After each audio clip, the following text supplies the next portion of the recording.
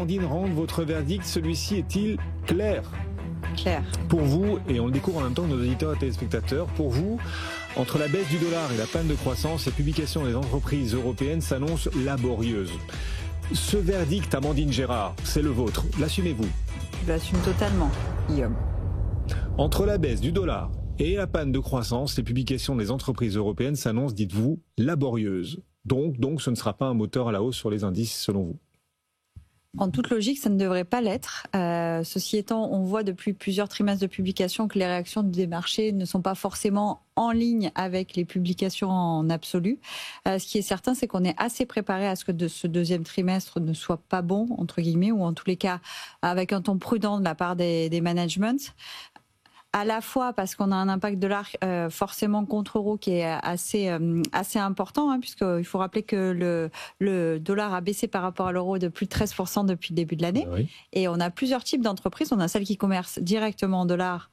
Le principal secteur, bien sûr, c'est tout ce qui est aerospace and defense, donc la défense et l'aérospatiale. Et Airbus et Safran sont parmi les valeurs les plus impactées, parce qu'on a un impact direct sur la marge opérationnelle de ce change, même si une partie est couverte.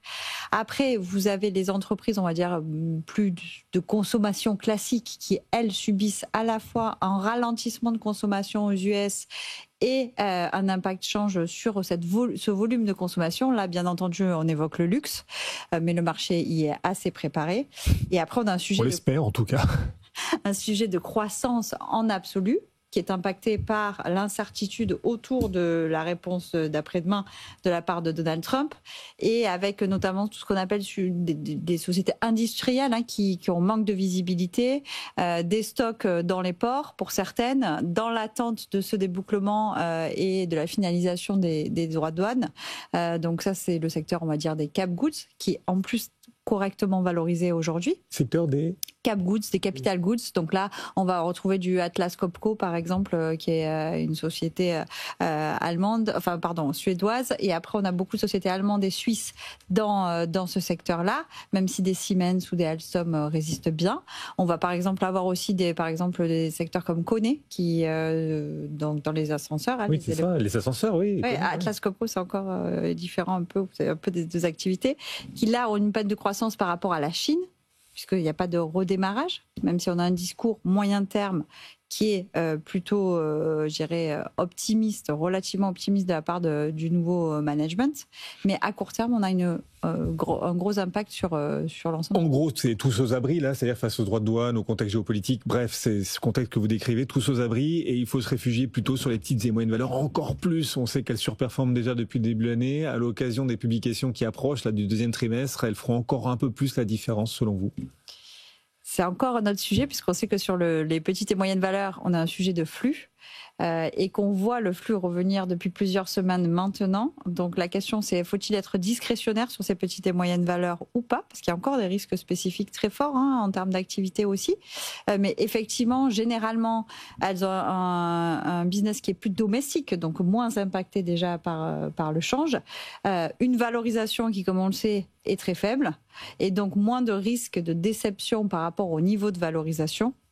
Donc oui, le secteur devrait continuer de sous-performer, mais notamment dû à sa sous-performance historique depuis plusieurs années. De chouchous dans cet univers-là ou... Alors nous, on n'est pas spécialiste small cap, mais on va dire un chouchou qui est une société espagnole qui s'appelle Técnicas Reunidas. On pourrait comparer à Technip Energies, mais qui a eu justement une restructuration depuis ces 3 dernières années, qui a levé de la dette, qui s'est assaini bilanciellement, du coup qui se traite 20% de son chiffre d'affaires, qui fait 1,4 milliard de capitalisation boursière, pour un chiffre d'affaires qui fait plus de 5 milliards, qui bénéficie de la décarbonisation et qui a la majorité de son activité au Moyen-Orient, puisque son carnet de commandes est représenté à 55% par le Moyen-Orient. Et on va aussi, au cœur de ce rendez-vous, de cet échange aujourd'hui, dans BFM Bourse, on va aussi parler de droits de douane. Quand même, Amandine, on est à 2 jours de l'échéance, la grande deadline du 9 juillet. Et alors on a reçu un courrier. C'est pas à 18h que Washington devait envoyer les courriers? Normalement, oui. On a reçu un courrier là. Donald Trump devait savoir que je suis dans votre compagnie pendant 10 minutes.